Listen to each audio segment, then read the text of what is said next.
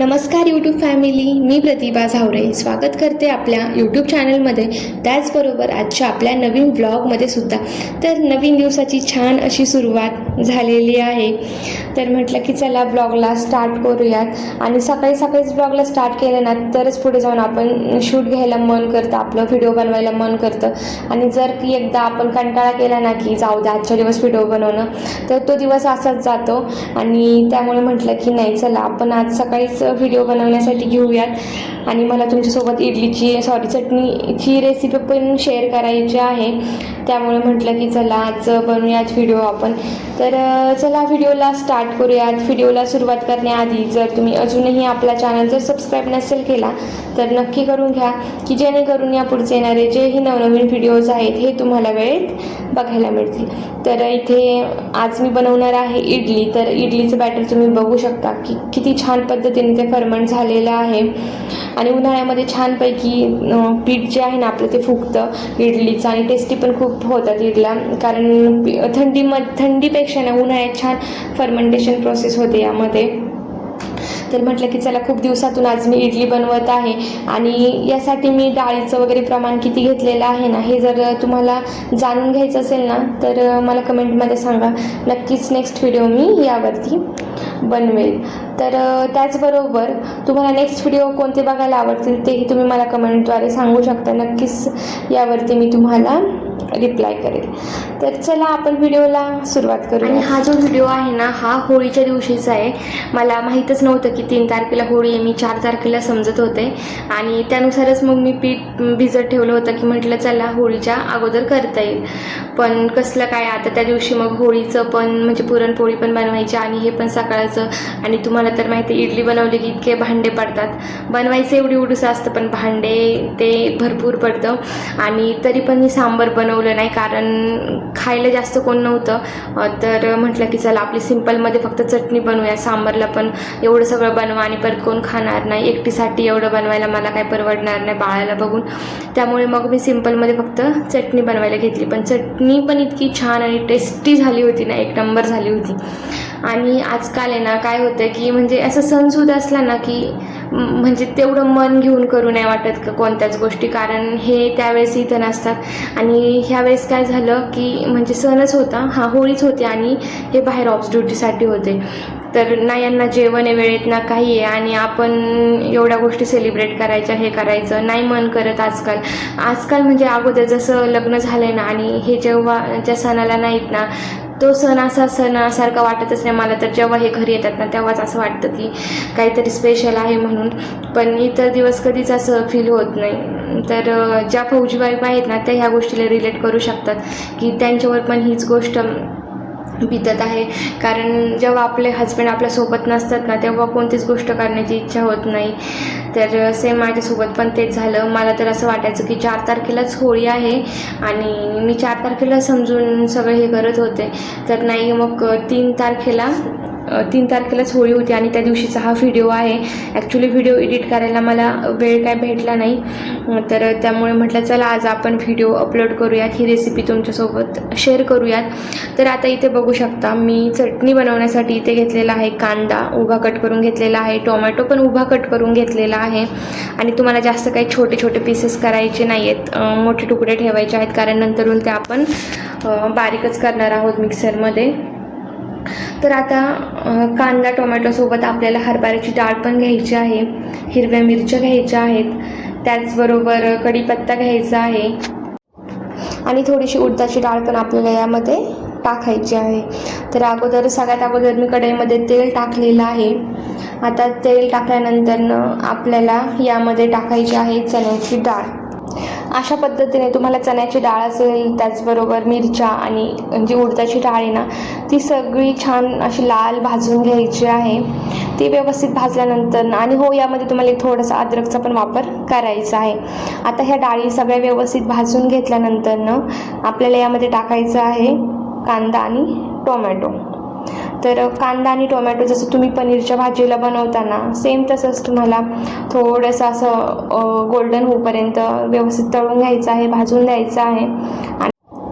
तर इथं मिरच्या, लाल मिरच्या असतील किंवा डाळ असेल, हे सगळं आता व्यवस्थित भाजून घेत आहे.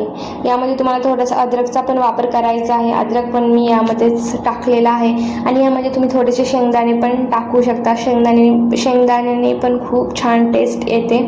तर आता यामध्येच मी कांदा आणि टोमॅटो पण टाकून देणार आहे. तर आता फटाफट फ्राय करून घेते. आणि कांदा लवकर लाल होण्यासाठी ना तुम्हाला यामध्ये मिठाचा वापर करायचा आहे. आता यामध्येच नाही तर जेव्हाही तुम्ही कांदा परतवणार आहेत ना चटणी वगैरे बनवायला, तर त्यावेळेस तुम्ही जर वरून अगोदर मीठ टाकलं ना तर कांदा लवकर लाल होण्यासाठी मदत होते. तर आता यामध्ये पण मी मीठ टाकून घेते की जेणेकरून पटकन होईल. कारण सकाळचं काय होतं ना की माझ्या मागे खूप जास्त घाई असते बाळाची, लवकर आवरायचं असतं, त्याची आंघोळ असती आणि मग मला अशा काही गोष्टी करायला वेळच भेटत नाही. आणि कधी बनवायचं ठरलंच ना तर मला खूप साऱ्या गोष्टींचं असं प्लॅनिंग करून वेळेनुसार करावं लागतं.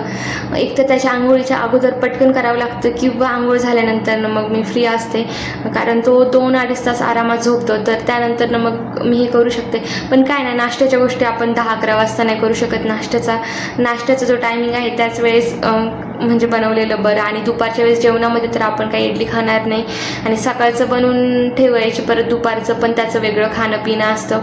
त्यामुळे मग मी तर अशा गोष्टी जवळपास टाळतेच, कारण घरामध्ये जास्त कोणी हे खात नाही.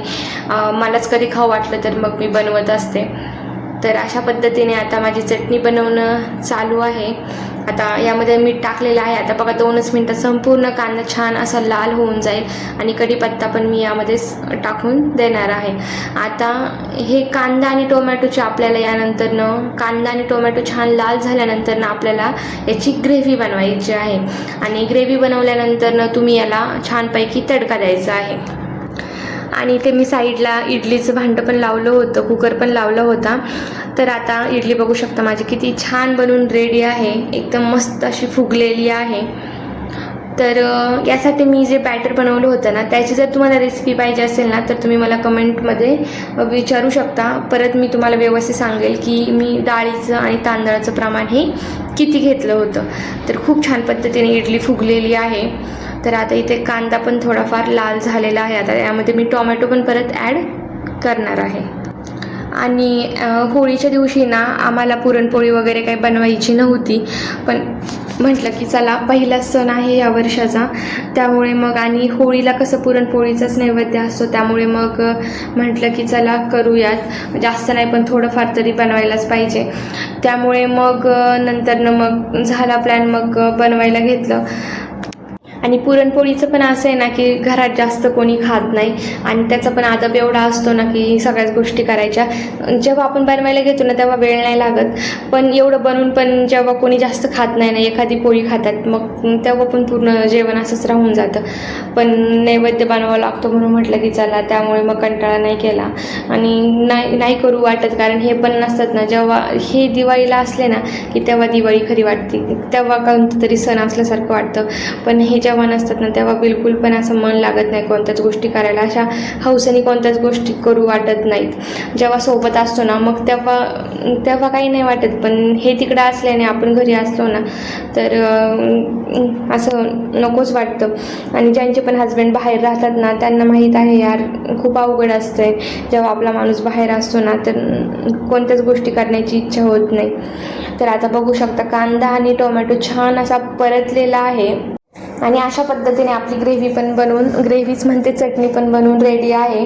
तर आता ही जी चटणी आहे ना याला आपल्याला तडका द्यायचा आहे. तर तडका देण्यासाठी मी इथे कढईमध्ये तेल ठेवलेलं आहे. तेल छानपैकी गरम होऊन द्यायचं आहे.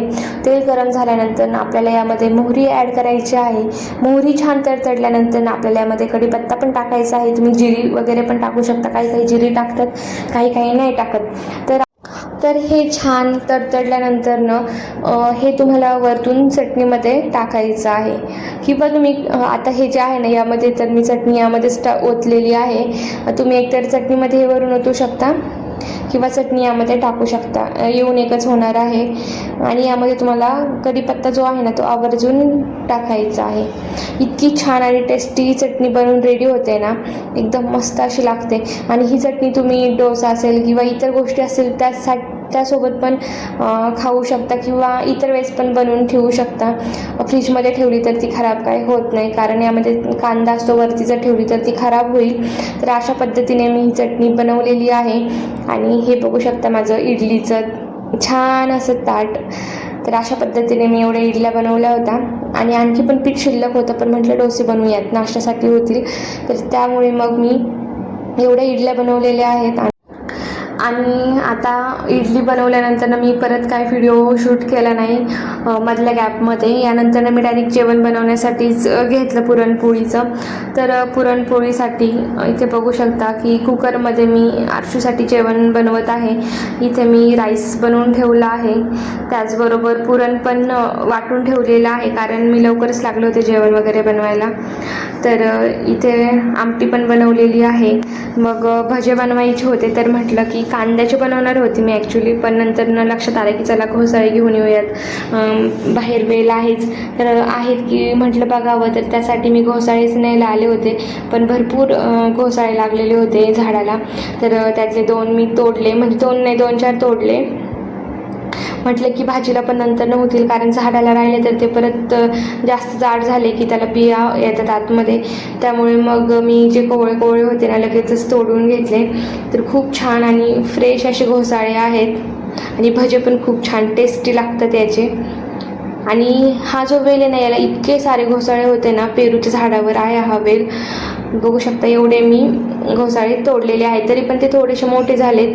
जेव्हा वेल फ्रेश होता ना, म्हणजे नवीन होता ना, त्यावेळेस एकदम मस्त कोवळे असायचे आणि आता जरासे वाकडे व्हायला लागलेत, कारण त्या वेलीचं वय पण झालेलं आहे. तर 2 घोसाळे मी कट करून घेतलेले आहेत भजे बनवण्यासाठी. भजे बनवण्यासाठी पीठ पण मी इथे मिक्स करून घेतलेलं आहे. यामध्ये आता मी काही रेसिपी वगैरे शूट केली नाही, कारण खूप गडबड झाली त्यामुळे, आणि बाळाला बघून ह्या सगळ्या गोष्टी करणं म्हणजे अवघड आहे. तर इथे मी तेल गरम होण्यासाठी ठेवलेलं आहे. कुरडई वगैरे फटाफट तळून घेते आणि त्यानंतर राहील फक्त पुरणपोळी बनवण्यासाठी. तर अशा पद्धतीने त्या दिवशीचा आमच्या होळीचा सण साजरा झालेला आहे. आता फौजी पण लवकरच येणार आहेत, तर बघूयात, ते पण तुम्हाला छान छान ब्लॉग्स हे बघायला मिळणार आहेत. आणि आय नो की तुम्ही इथले ब्लॉग्स बघून कंटाळी असाल, डेली ब्लॉग्स, कारण मला बाहेर जाणं सध्या पॉसिबलच होत नाही आहे. आणि हे आल्यानंतरच आमचं थोडंसं बाहेर जाणं होईल, तेव्हा तुम्हाला छान छान ब्लॉग्स बघायला